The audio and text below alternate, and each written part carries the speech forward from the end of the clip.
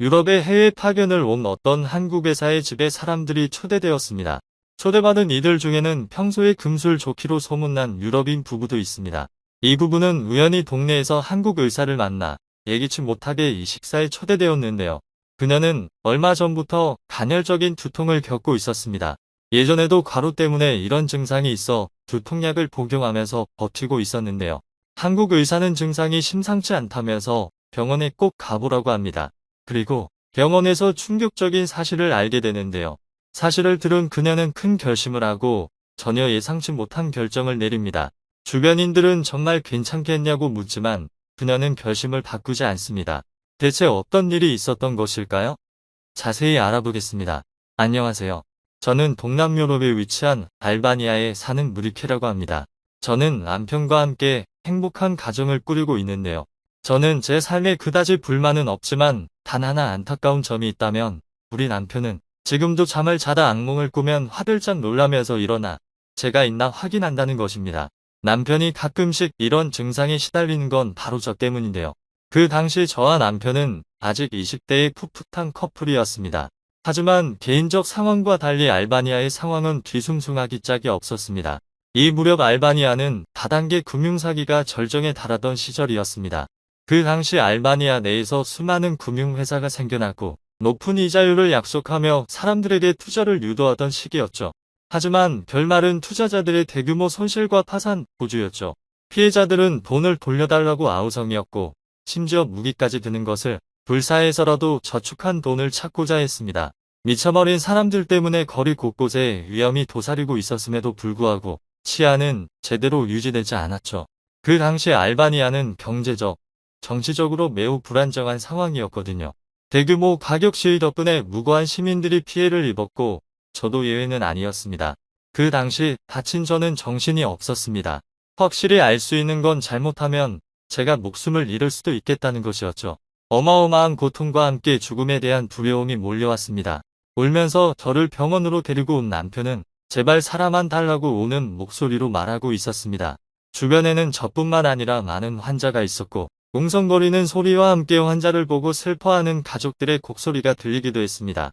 저는 시끄러워서 귀를 막고 눈을 감고 싶었지만 남편은 혹시라도 제가 다시 눈을 못 뜰까봐 제발 눈을 감지 말라고 난리를 쳤기 때문에 억지로 눈을 뜨고 있었죠.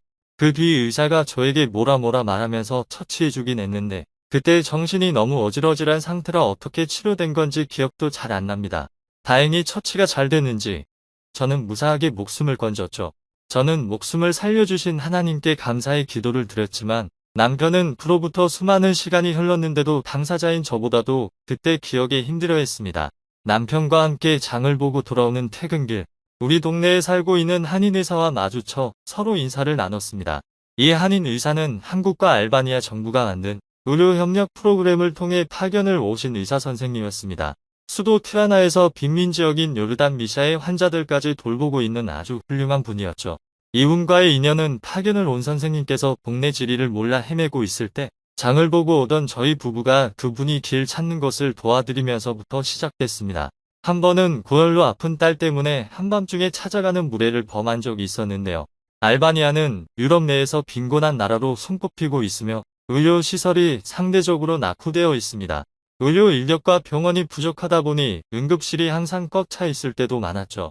저희가 한국인 의사 선생님을 찾아간 것도 바로 응급실에서 너무 시간이 지체되다 보니 안 되겠다 싶은 마음에 데려간 것이었습니다.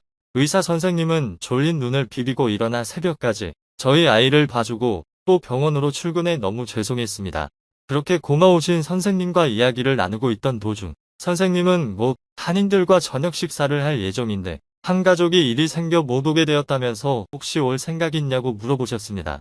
저희는 흔쾌히 수락했고 2시간 뒤 선생님의 집에 와인을 들고 방문했습니다.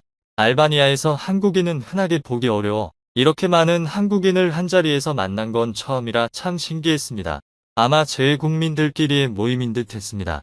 한국인들은 알바니아에서 꽤 오랫동안 살았는지 알바니아어가 유창했고 한인 의사 선생님은 알바니아어가 아직 서툰 편이었지만 올해부터 저희 부부랑 영어로 소통했기 때문에 지장이 전혀 없었죠.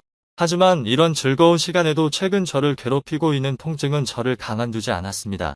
예전에도 과로를 하고 나서 이런 통증을 겪은 적이 있어 두통약을 복용하고 있었는데도 이상하게 오늘은 전혀 듣지 않더군요. 한국인 의사 선생님께서 저의 표정을 보고 걱정이 되셨는지 어디 안 좋으시냐고 물어봤습니다. 저는 요즘 계속 두통을 겪고 있는 것 같다고 말했습니다. 그러자 한국인 선생님은 자세하게 저의 증상에 묻기 시작했죠. 저는 그분의 질문에 하나하나 대답했습니다. 그런데 제 대답을 듣던 선생님은 조금 의아한 표정을 지으면서 단순 두통이 아닌 것 같다고 말했습니다. 맨 처음에 얼굴 쪽이 욱신거리고 두통으로까지 번져 나갔다는 게 좀 이상하다고요. 좀 이상하게 들릴 수 있는데 혹시 예전에 총을 맞으신 적 있나요? 저는 순간 깜짝 놀랐습니다. 앞에서 말씀드렸다시피 저는 광역 시위대 때문에 다친 적이 있었고 그때 총을 맞았거든요. 선생님한테 맞다고 말씀드렸더니 선생님은 혹시 그때 제대로 치료하셨냐고 물으셨죠. 제가 그렇다고 이야기해 드렸더니 그렇다면 자기 생각이 틀릴 수도 있겠다면서 그래도 혹시 모르니 큰 병원에 가서 엑스레이를 찍어보라고 하셨습니다. 제가 의아해서 왜 엑스레이를 찍어야 하냐고 말씀드렸더니 예전에 자기가 외국인 환자를 수술한 적이 있었는데 그 수술이 5년 동안 박혀있던 총알을 빼는 수술이었다고 합니다. 그 환자는 자기 얼굴에 총알이 박힌지도 모르고 살았다고 해요. 그러나 저는 병원에서 의사한테 제대로 처치를 받았다고 하니 그 케이스는 아닐 것 같지만 그래도 꼭 큰 병원에 가서 엑스레이를 찍어보라고 신신당부하셨습니다. 한국인 선생님의 말을 듣고 찝찝해진 저는 검사를 받아야겠다는 생각이 들었지만 스케줄이 너무 바쁘다 보니 병원 가는 날을 자꾸 미루게 됐죠. 그날도 휴일이었지만 곧 몰려올 손님들 때문에 요리를 하느라 정신없던 날이었습니다. 저는 엄청난 고통이 밀려오는 것을 느끼며 부엌에서 쓰러졌습니다. 그 전에 저를 괴롭히던 간헐적인 통증과는 비교도 안 되는 어마어마한 통증이었죠. 저를 발견한 남편이 깜짝 놀라 저를 큰 병원으로 데려갔습니다. 저를 발견한 남편이 깜짝 놀라 바로 저를 업고 응급실로 향했습니다. 정신이 아득한 와중에도 의사 선생님께서는 꼭 엑스레이를 찍어보라고 하셨다. 엑스레이를 꼭 찍어야 한다고 남편에게 쉴 새 없이 중얼거렸습니다. 저는 제 소원대로 엑스레이를 찍었습니다. 그리고 놀랍게도 저의 광대뼈 아래에 총알이 있었습니다. 저는 그 총알이 제가 12년 전 시위대의 공격에 당했을 때 남은 흔적이라는 것을 알 수 있었습니다. 한국인 의사 선생님의 말이 100% 맞았어요. 그분이 치료하셨던 환자처럼 저도 총알이 얼굴에 남아 있었죠. 진통제를 맞은 뒤 정신을 조금 추스릴 수 있게 된 저는 사태 파악을 끝낸 뒤 격분했습니다. 분명 그때 제대로 치료했다고 들었는데 어떻게 그게 지금까지 남아있을 수 있는 건지 기가 막혔습니다. 의사 선생님은 황당해하는 저에게 그 사건이 터졌을 때 워낙 몰려드는 환자가 많았고 중상자가 많아서 더 주의를 기울이기 힘들었을 것이다 라고 이야기했습니다. 저는 말도 안 되는 변명이라고 생각하며 기분 나빠했습니다. 가재는 개 편이라고 같은 의사를 옹호해주는 것 같아 기분이 더러웠습니다. 의사 선생님은 이제 잘 치료하면 된다고 하셨지만 저는 알바니아 의사는 믿을 수 없다고 이야기했습니다. 의사 선생님은 병원에 프랑스나 미국 출신 의사 선생님도 계시다면서 저희 병원에는 해외 인력들도 있어 걱정할 필요가 없다고 했지만 저는 냉담했습니다. 선천적으로 몸이 약한 딸 때문에 온갖 병원에 다녀본 저희 가족. 한때는 저도 미국이나 유럽 의사들이 무척 실력이 뛰어난 줄 알고 외국인 의사가 있는 병원들을 찾아다녔지만 겪어보니 꼭 그런 것만도 아니었습니다. 실력이 좋기는커녕 굉장히 불친절한 의사들도 있었죠.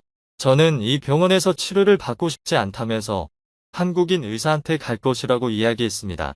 남편은 한국인 의사 선생님께 연락해 혹시 수술을 해줄 수 있냐고 부탁했습니다. 선생님께서는 자기가 파견온 병원은 시설이 낙후되어 있어 여기선 수술이 어렵지만 국립대학교 병원의 수술실을 쓸 수 있는지 요청해보겠다고 했습니다. 원래 국립대학교 병원은 수요에 비해 의료 인력이 너무 부족해서 너무 환자가 넘치면 지금 자기가 일하는 병원으로 보내기도 하는 상부상조 관계라 수술실은 충분히 빌려줄 것 같다고 말이죠. 다행히 대학병원에서는 한국인 의사 선생님의 집도를 허락했고 저는 그렇게 알바니아 국립대학교 병원에서 한국인 의사 선생님께 총알을 제거하는 수술을 받았습니다. 나중에 엑스레이로 확실하게 없어진 모습까지 확인하자 저는 안도의 한숨을 쉬며 한국인 의사 선생님께 감사드린다고 말했습니다. 선생님은 아니라고 당연한 일을 한 것뿐이라고 툭스러워하셨죠. 처음에 제가 동양인 의사한테 제 몸을 맡긴다고 했을 때 한국에 대해 잘 모르는 친구들은 정말 괜찮겠냐고 걱정했습니다. 그러나 제가 수술을 완벽하게 끝내고 퇴원의 건강한 모습을 보이자 한국인 의사를 무시하던 주변인들도 태도를 바꾸고 그 선생님이 계신 병원에 진료를 받으러 다니기 시작했습니다. 현재 선생님은 다시 한국으로 돌아갔지만 저에게는 영원히 잊지 못할 의사 선생님이 될 겁니다. 한국 의사 선생님, 감사하고 언제나 건강하시길 바랍니다. 12년 동안 자신의 얼굴에 무엇이 있는지 알지 못하다가 한국 의사 덕분에 충격적인 진실을 알게 된 알바니아 여성의 이야기. 어떻게 들으셨나요? 저희는 항상 재밌고 감동적인 사연을 기다리고 있으니 제보 주시길 바랍니다. 이상 클립 뉴스였습니다.